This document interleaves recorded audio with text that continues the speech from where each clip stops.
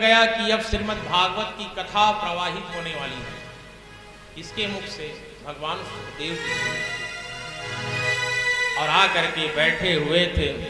राजा परीक्षित हाथ जोड़ा हुआ बैठा हुआ राजा परीक्षित प्रश्न करता है, कहा महाराज ये बताइए, जिसकी मृत्यु निकट आ जाए उस व्यक्ति को क्या करना चाहिए, उस जीव को क्या करना चाहिए। एक छोटा सा प्रश्न है और इसी छोटे से प्रश्न से सुखदेव जी ने पूरे 7 दिन भागवत की कथा राजा परीक्षित को श्रवण करा दिया। एक छोटा सा प्रश्न, और ये केवल राजा परीक्षित का प्रश्न नहीं है साहब, ये हमारे और आप सबके जीवन का प्रश्न है कि जब मृत्यु निकट आ जाए मरने वाले व्यक्ति को अंतिम समय में क्या करना चाहिए। यही एक प्रश्न है हमारे और आप सबके जीवन का, और इस प्रश्न को न हमने कभी सोचा है, न सोचने का प्रयास करते हैं, न कभी किसी से पूछा है। जानते जरूर हैं कि मरना सबको है, लेकिन उस अंतिम समय में हमको क्या करना चाहिए ये जानने की इच्छा हमारे और आप सबके मन में कभी नहीं हुई। और वही प्रश्न राजा परीक्षित जी करते हैं। और जैसे ही राजा परीक्षित का प्रश्न आया,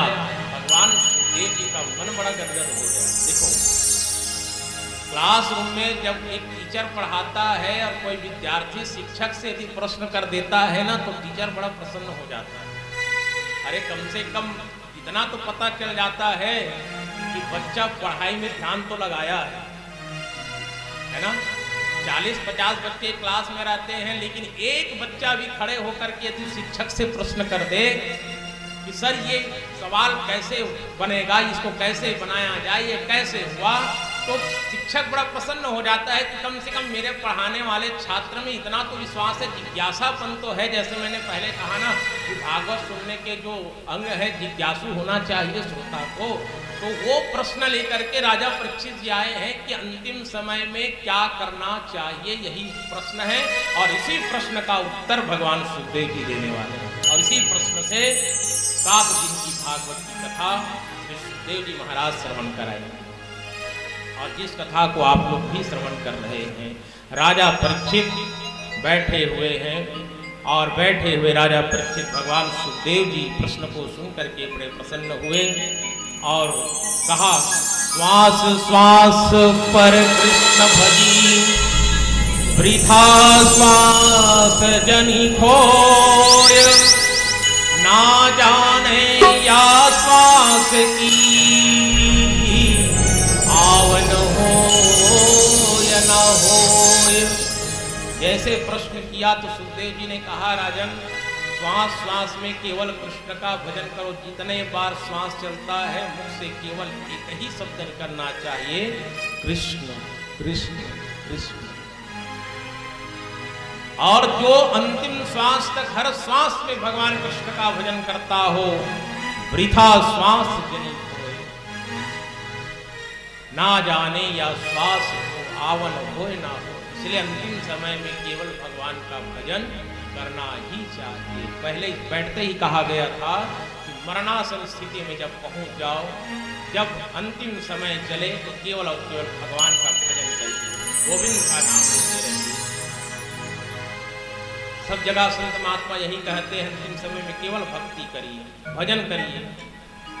गरुड़ पुराण में भी तो लिखा है ना, यदि आता हो तो विष्णु सहस्त्र नाम का पाठ करो। मरणासन स्थिति में यदि पहुंच गए हो, थोड़ी बहुत शक्ति बची हुई है, तो विष्णु सहस्त्र नाम का पाठ करिए, भागवत के 1 श्लोक का पाठ करिए, श्रीमद् भगवद गीता के श्लोकों को पढ़िए। यदि पढ़ने की शक्ति नहीं है तो किसी के द्वारा पढ़ाइए। श्रवण तो कर सकते हो, लेकिन वो भी नहीं कर सकते। हम लोग इतने व्यस्त आदमी हो गए, मरणासन स्थिति पहुंचने के बाद भी हमारे पास समय नहीं रहता कि थोड़ी देर कम से कम गीता के श्लोकों को सुन लें। और आजकल तो ऐसे समय आ गया है साहब, जब अब तब मरने वाला है तो परिवार के लोग महाराज को बुलाते हैं कि महाराज चलो गीता सुना दो। गीता कब सुननी चाहिए?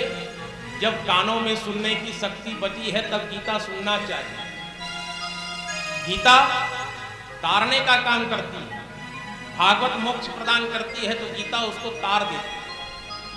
अब ये कान में सुनने की शक्ति नहीं बची और आप कहोगे गीता सुनाओ, तो क्या सुनोगे? अरे ठीक है, जिसको आधार बना करके आप गीता सुनने के लिए महाराज को बुलाए हैं, तो वो नहीं सुन रहा है, तो बगल में बैठा हुआ व्यक्ति तो सुन ले, वो भी नहीं सुनता। आधार तो कोई बना, माध्यम कोई बना है, लेकिन आप बैठ करके गीता को तो श्रवण कर लीजिए। आपको तो सुनाई पड़ता है, नहीं सुनते, और अंत में फिर वही स्थिति पैदा हो जाती है। तो भगवान सुखदेव जी कह रहे हैं कि राजन, हर क्षण हर सांस में आप कृष्ण का भजन करते रहिए। जब अंतिम स्थिति आपके समय आ जाए और मृत्यु कब आ जाए किसी को तो पता नहीं है, कोई अपनी मृत्यु को नहीं जान सकते, लेकिन प्रयास ये करो कि आप भगवान का भजन करते रहिए।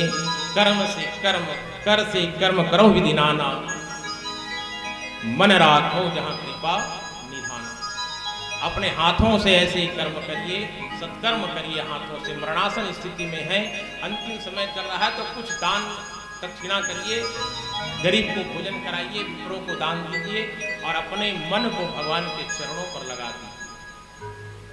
मोह में मत फंसे रहिए, माया में मत फंसे रहिए। अंतिम समय में भी लोग माया में फंसे रहते हैं भाई। हाँ, पुत्र पत्नी परिवार के चक्कर में फंसे रहते हैं। एक बढ़िया चीज जन संत महात्मा बताए, एक गांव में एक व्यक्ति था, बड़ा लालची व्यक्ति था, जीवन भर पैसा कमाया, एकदम पैसा, एक एक चीज का हिसाब रखता था। अपने उसके 4 बेटे थे, यदि उसको बाजार भेजते थे 10 रुपया दे करके, जब वापस आता था तो 1-1 रुपया का हिसाब पूछता था। यदि उसके बेटे कहते, पिताजी आपने 10 रुपया दिया, 9 रुपये 75 पैसे का सामान लाया, तो 25 पैसा कहाँ है, उसका भी हिसाब लेता। अब समय ऐसा हुआ तो एक दिन वो आदमी जब वृद्धावस्था में चला गया, तो अंतिम समय जब चल रहा था, खाट में पड़ा हुआ था बरामदे पर, श्वास ऊपर ऊपर नीचे हो रहा था, अब तो मरने वाला है। तो उसकी निगाहें पड़ी आंगन में, बोलने की शक्ति खत्म हो गई, बोल नहीं पा रहा था। अपने बेटों को इशारा करके बुलाया, चारों बेटे आ गए, खाट के चारों तरफ खड़े हो गए, और वो पिताजी जो है वृद्ध आदमी इशारा करता था आंगन की और आंख को दिखाता था, बोल तो सकता नहीं, बोलने की शक्ति खत्म हो गई है। तो लड़के लोग सोचते थे, लगता है पिताजी आंगन में कुछ धन गड़ा करके रखे, उसको हम लोगों को बता रहे हैं यहाँ पर धन गड़ा है। बोल देते कि यहाँ पर गड़ा है तो हम लोग बता देते, उसके बाद भले ही मर जाते हैं, कोई टेंशन नहीं, लेकिन धन तो मिल जाता। तो लोग क्या किया, अरे काम करते हैं, डॉक्टर को बुलाते हैं यार, और एक आंख इंजेक्शन लगवाते हैं, थोड़ा देर के लिए तो बता दे, बोलने की शक्ति आ जाए, यहाँ पर धन गड़ा है, उसके बाद भले ही मर जाए। अब डॉक्टर के पास गया, डॉक्टर कहे नहीं जाऊंगा, कहे महाराज हम डॉक्टर साहब आपको हम लोग ना 2000 रुपया देंगे, आप चलिए, एक आध ऐसा इंजेक्शन देना पिताजी को कि थोड़ा देर के लिए वाणी वापस आ जाए। अब पैसे के लालच में डॉक्टर साहब चले गए घर में, एक इंजेक्शन लगाया, 2000 रुपया 500 मिला करके चारों भाई दे दिए, और डॉक्टर साहब चला गया। जैसे चला गया, इंजेक्शन का असर हुआ और चारों बेटे कान को टिका करके खड़े हुए हैं, मुंह के पास, कहाँ गड़ा है बताएंगे। तो जैसे ताकत आई तो उसका पिताजी जोर से भड़का, अरे मूर्ख, मेरे तरफ क्यों ध्यान लगा करके देख रहे हो, अरे कब से इशारा कर रहा हूं आंगन में, वो झाड़ू को बछड़ा कब से खा रहा है, उसको भगा नहीं सकते। इतना कहा और मोकरा मर गया। लो बताओ, कब से इशारा कर रहा हूं, वो झाड़ू को बछड़ा कब से खा रहा है, जिसको मैं 10 रुपया में खरीद करके लाया था, उसको भगाने के लिए इशारा कर रहा हूं, तुम सब मेरे तरफ देख रहे हो। इतना कहा और उस बूढ़े आदमी का प्राण छूट गया। लड़के लोग सिर पकड़ करके रोना चालू कर दिया, अरे बाप, ये झाड़ू और बछड़े चक्कर में पड़ा, हमको लगा ये धन बचाने वाला है, 2000 रुपया भी चला गया। छत्तीसगढ़ी उसी कहते हैं, भैया दूधो गए हो दूध दुहल बैठे हंस नहीं आए तो मत दूध, एक आध जनक जो है सब गाय छटारा मारी तब दूध भी जाइए, पूना भी जाइए, और मुड़ी कांता को फुड़ जी है ना। तो ये स्थिति होती है। भगवान सुखदेव जी ने कहा कि कर से कर्म करिए और अपने मन को भगवान के चरणों पर लगा करके रखिए। और कहा, देखिए भगवान का भजन करने के लिए राजा परीक्षित ने कहा कि भगवान को गोविंद के चरणों पर मन को कैसे लगाऊं, भगवान कोई नियम बता दो। तो राजा परीक्षित से सुखदेव जी कहने लगे, जितासनो जित श्वासो जित संगो जित इंद्रिया। ये 4 चीज को हमेशा याद रखना। भगवान के चरणों पर अपने मन को लगाना है तो पहले क्या बनना पड़ेगा, बोले जितासनो, आसन को पहले जीतिए। कथा में बैठते हैं, पूजा में बैठते हैं, तो आसन, जिस आसन पर बैठे हो, आसन कैसे होना चाहिए, पद्मासन लगा करके बैठिए, है ना, एक जगह स्थायी बैठ करके कथा सुनिए, भगवान का ध्यान करिए। लेकिन जाप करने वाले भी इधर उधर हो जाते हैं, है नहीं, आजकल जाप करते हैं उसका भी पैर इधर उधर हो जाता है। आप लोग तो बढ़िया हो, एकदम फैल करके बैठे हो, कभी पैर इधर कर रहे हो कभी उधर कर रहे हो। मेरे को बताओ मैं किधर करूं, मेरा पैर किधर होगा। हम तो बैठे हैं, इधर मान लो कर लो, थोड़ा दर्द हो रहा है तो ये बैठे हैं, एक में भगवान है एक में भागवत भगवान है। इधर कहीं पैर फैला दिया तो ये कहेगा नहीं देखे तो बोल लमाए बस, इधर बोलूं करूंगा तो ये बैठे हैं महाराज जी, और इधर तो कर ही नहीं सकता। जीतासनो, अपने आसन को पहले जीतिए साहब। कथा में पूजा में ध्यान में बैठते हैं, पहले आसन को जीतिए।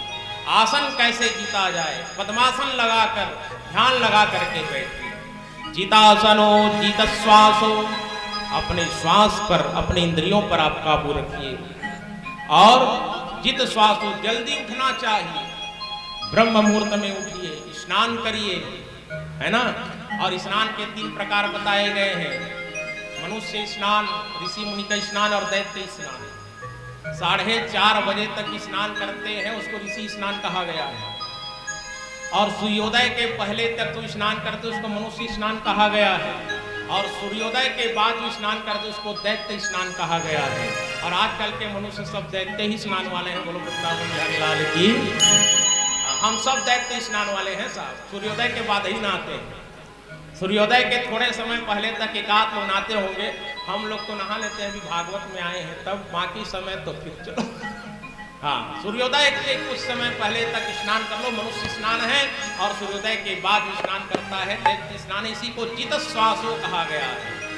सवेरे प्रातः काल ब्रह्म मुहूर्त में उठ करके स्नान करिए। सोने का समय उठने का समय सुनिश्चित होना चाहिए। जित संगो, और उसके बाद कहा कि जित संगो, अपने संगति को जीतिए। संग कैसे करना, संगति कैसे होनी चाहिए। आप जिससे दोस्ती कर रहे हैं, मित्रता कर रहे हैं, घूम रहे हैं, वो आचरण कैसा है उस व्यक्ति का, इसको देखिए। इस प्रकार से बताया गया।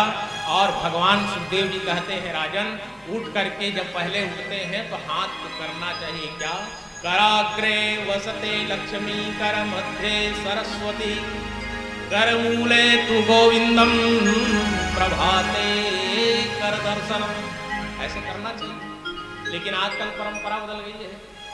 कराग्रे वसते मोबाइलम, कर मध्य फेसबुकम, कर मूले तु यूट्यूबम, प्रभाते मोबाइल दर्शनम। ये आजकल की परंपरा है ना। एक आध लोग करते होंगे कराग्रे, लेकिन बाकी आंख खुला नहीं, मोबाइल। और कई लोग आंख खोल के बैठते हैं और आवाज देते हैं, please give me 1 cup T. Bed tea जिसको कहा जाता है ना, बिना मुंह धोए जो खाट में बैठे बैठे पीते हैं बेड टी।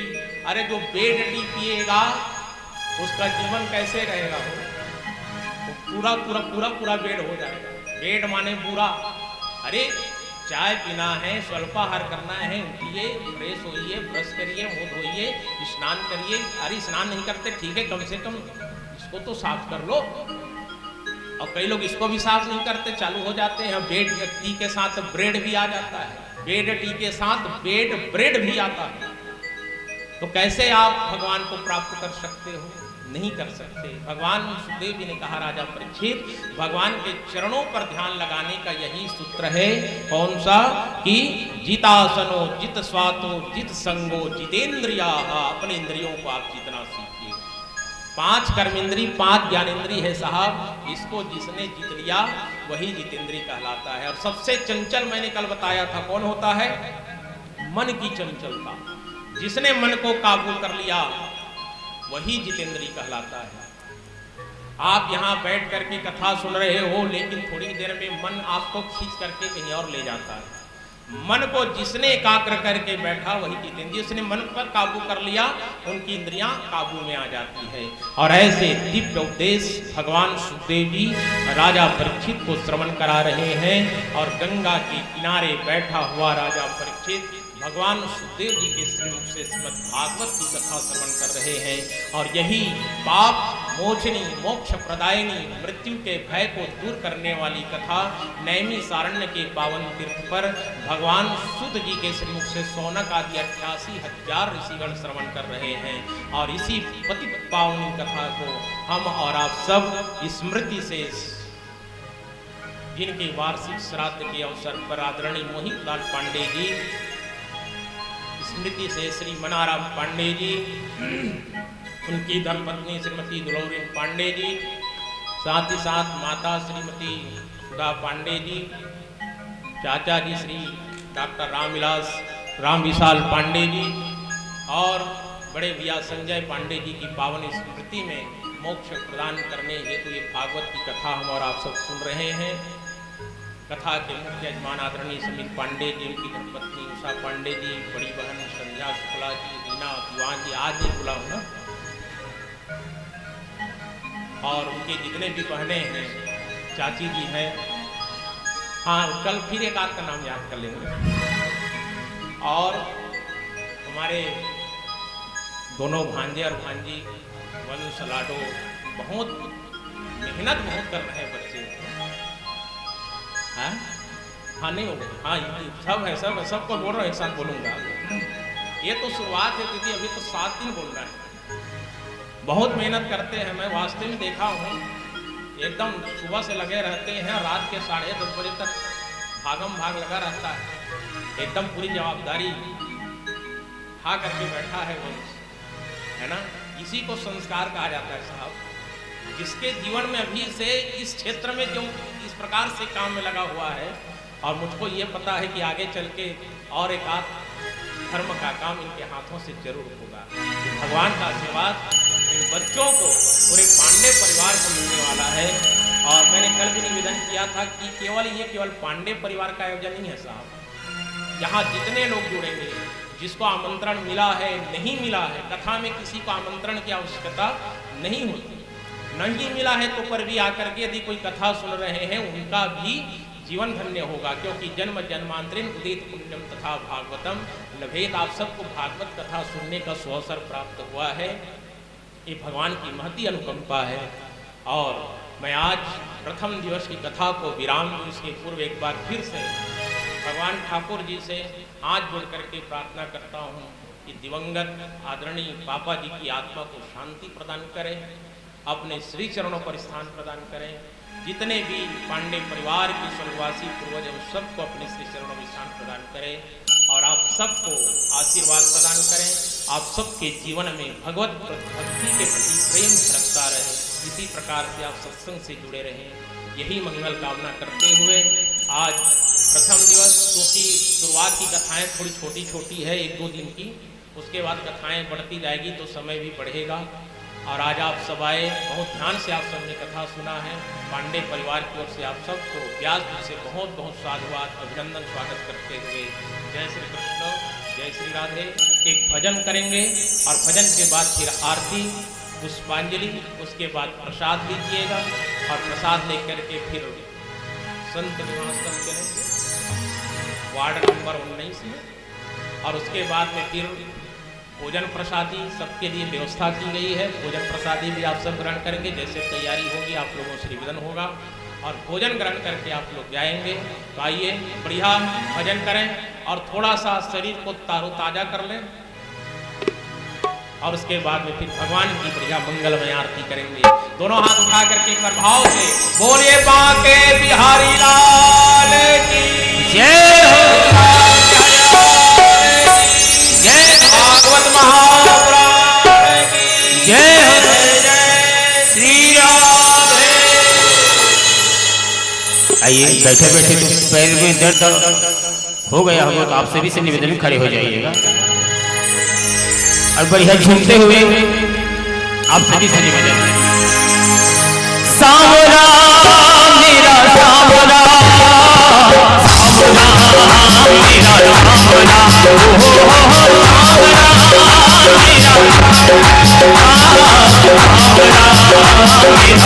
सावरा,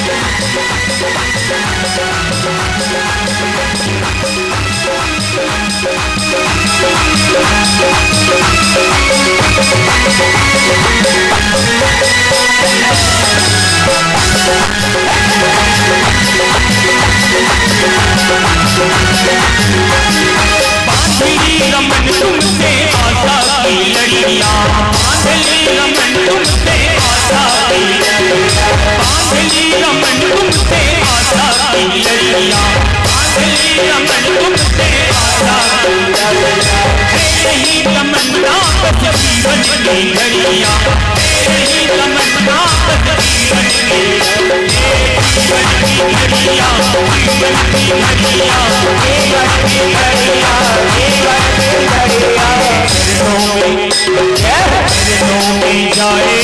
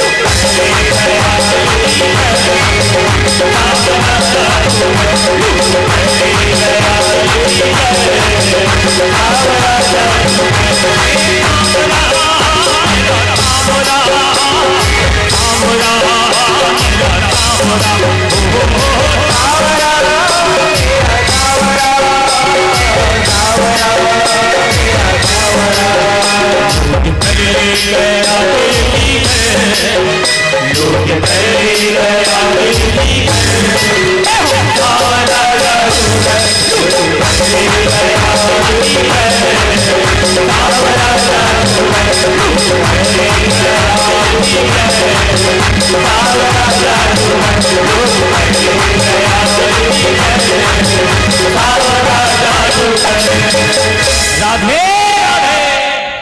आइए वृंदावन के हरिलाल की जय।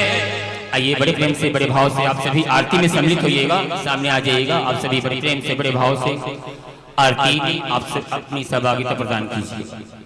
कल सप्ताह ज्ञान यज्ञ का द्वितीय दिवस है और कल जिन कथाओं का श्रवण आप करेंगे व्यासपीठ से, उनमें कल विदुर जी के यहाँ भगवान कन्हैया का आगमन होगा और करदम जी के यहाँ भगवान कपिल नारायण का अवतरण होगा, माता देहूती को दिव्य ज्ञान। उसके बाद कल सती प्रसंग भी है,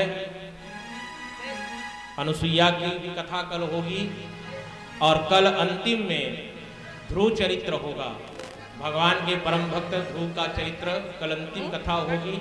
तो कल कथाएं थोड़ी लंबी है, इसलिए समय को ध्यान में रखिएगा। कथा इधर थोड़ी थोड़ी बढ़ती जाएगी। समयानुसार आइए, 1:30 बजे आइए, 2 बजे से कथा कल प्रारंभ करेंगे और आप सब कल के लिए सादर आमंत्रित हैं। आरती जलाइए, नारियल राधे राधे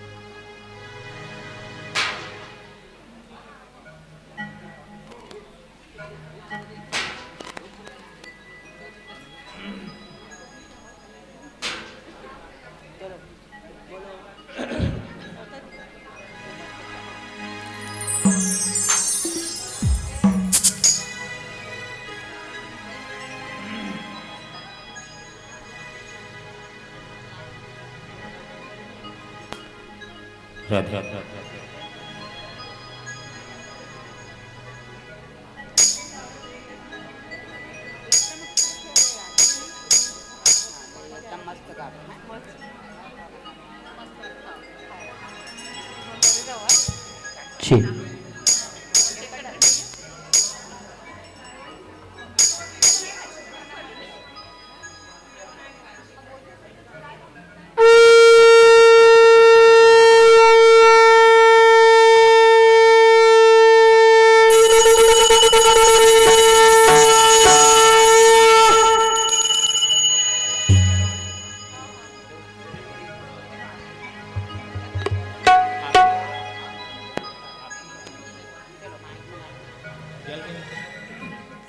हरि ओम चन्द्रमावनसो जातचक्षुः सूर्यो अजायता श्रोत्रावायुश्च प्राणश्च मुखाग्निरजायत।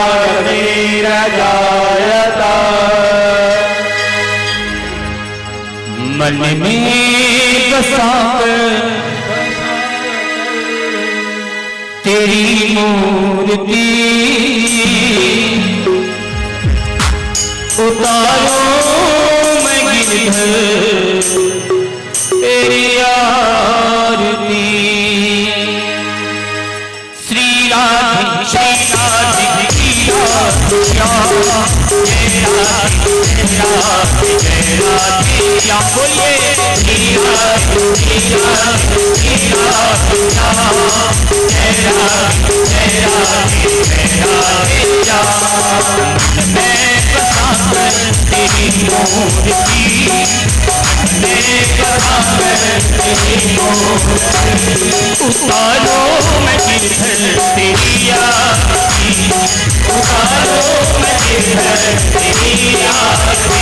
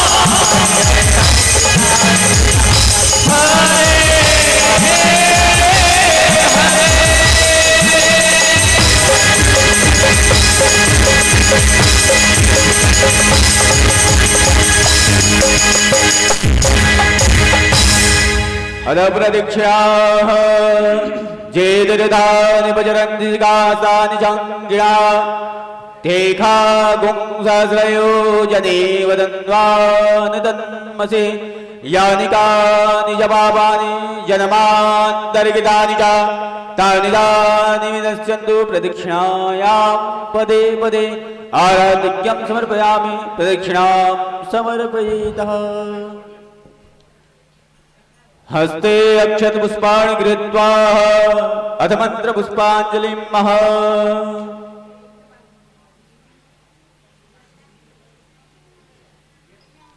सब चावल फूल पकड़ लीजिए और भगवान को मंत्र पुष्पांजलि अर्पण करें और पुष्पांजलि के बाद सब प्रसाद लेकर के सीधा रुकेंगे। उसके बाद में भोजन प्रसादी की भी व्यवस्था है, तो आप सब भोजन ग्रहण भी करेंगे समयानुसार। धन्यवाद।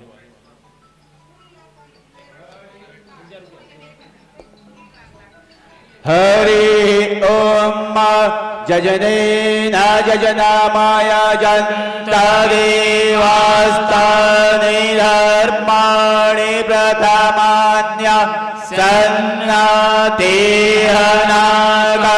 महिमानः सचन्द्रजतरा पूर्वे साध्या सन्ति देवा हरि ओम एकदन्ताय विद्महे वक्रतुण्डाय धीमहि तन्नो दन्ते प्रचोदयात् हरि ओम कात्यायन्यै च विद्महे कन्याकुमारी च धीमहि तन्नो शक्ति प्रचोदयात् हरि ओम तत्पुरुषाय विद्महे महादेवाय धीमहि तन्नो रुद्र प्रचोदयात् हरि ओम अंजनाय विद्महे पवनसुताय धीमहि तन्नो हनुमत प्रचोदयात् हरि ओम नंदनंदनाय विद्महे वासुदेवाय धीमहि तन्नो कृष्ण प्रचोदयात् हरि ओम जमदग्न्याय विद्महे महावीराय धीमहि तन्नो परशु प्रचोदयात् सेवन्तिकामकुलचम्पटपाटलाब्जै पुन्नाकजातिकरवेललसालपुष्पै बिल्वप्रवाह तुलसीदलमञ्जरेभि त्वां पूजयामि जगदीश्वर मे प्रसिद्धा यहि गिरिनन्दनि नन्दतमेदनि विश्वविनोदनि नन्दनुते गिरिवरविन्द शिरोधनिवासनि विष्णुविलासनि जिष्णुनुते हे भगवति सिद्धिगण्ड कुटुम्बनि भूर कुटुम्बनि भूर कृते जय जय हे महिषासुरमर्दनि रम्यकपर्दनि शैलसुते शिव समान दाता नहीं और विपत्ति विदारणहार लज्जा सभी की राखियो नंदे के असुवार नहीं लज्जा नहीं बाहुबला नहीं अर्पण गोदान मुँह से पतित अधम करो कोटि करो कल्याण राधा मेरी स्वामनी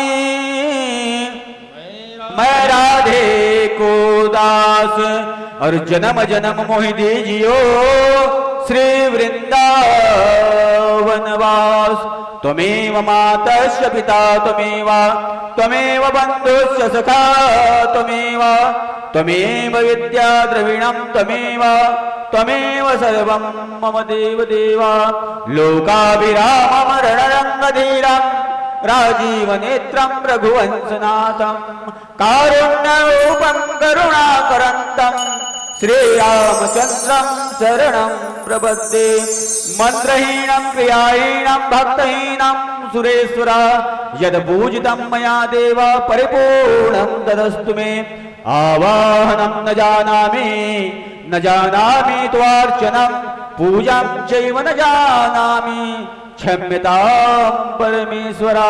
और सब कुछ दिनो आपने और भेंट करो क्या नाथ, नमस्कार की भेंट लो जोड़ में दोनों हाथ। सुमन सुगंधित सुमन लय सुमन सुभक्ति अपार और पुष्पांजलि अर्पण करो श्रीदेव करो स्वीकार। हाथ जोड़ के खड़े हो जाएं। हाथ जोड़ विनती करूं धरूं चरण में शीश, ज्ञान भक्ति मोहि दीजिए परम पिता जगदीश। ज्ञान भक्ति वरदान मैं मांगूं बारंबार, प्रभु अपने निज रूप में लीजो मोहि बिठाय। वाणी निर्मल कीजिए हे करुणा मैं राम, राम राम रटता फिरूं राम राम रटि राम। अर्थ न धर्म न काम रुचि गति न चहूं निर्वाण, जन्म जन्म रति राम पद यह वरदान नयान। मोषम दीन न दीन हृदय तुम समान रघुवीर, अस विचार रघुवंश मनी हरहु विषम भव पीर। बुद्धिहीन तनु जानिक सुमिरौ पवन कुमार, बल बुद्धि विद्या देहु मोहि हरहु कलेश विकार। पवन तनय संकट हरण मंगल मूरति रूप, राम लखन सीता सहित हृदय बसहु सुरभूप। बोले पवन सुत हनुमान की जय, रामचंद्र की जय, बालकृष्ण भगवान की जय, श्रीमद्भागवत महापुराण की जय, सुखदेव भगवान की जय, नारायण भगवान की जय, सीताराम भगवान की जय, हनुमान जी महाराज की जय, उमापति महादेव की जय, नगर के समस्त देवी देवता की जय, अपने अपने गुरु माता पिता की जय, धर्म की जय, अधर्म का नाश, प्राणियों में सद्भावना हो, विश्व का कल्याण हो, सनातन धर्म की जय, गौ माता की जय, भारत माता की जय, नमः पार्वती पतये हर हर हर महादेव। जय जय श्री राधे, जय जय श्री राधे, जय जय श्री राधे। बोलिए बाके बिहारी लाल की। आप सभी से निवेदन है प्रसाद लेकर के, और यहाँ पर भोजन प्रसाद की व्यवस्था की गई है, तो आप सभी से निवेदन है आप सभी प्रसाद लेकर ही और भोजन प्रसाद लेकर ही अपने अपने निज आश्रम के प्रस्थान कीजिएगा। और कल ठीक 2 बजे यहाँ पर कथा प्रारंभ होनी है, तो आप सभी श्रद्धालुओं से निवेदन है कि आप ज़्यादा से ज़्यादा संख्या में अपनी उपस्थिति प्रदान कीजिएगा।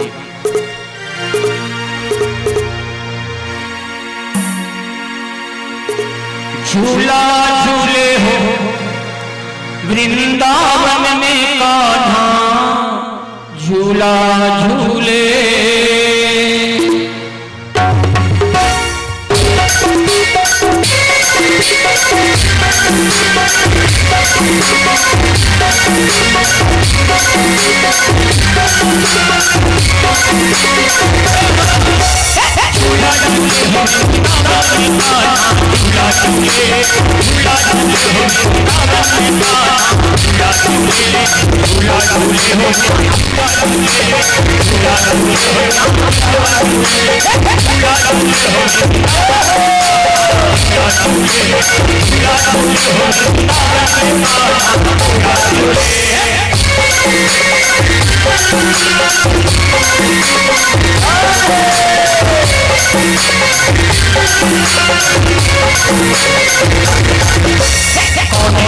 Thank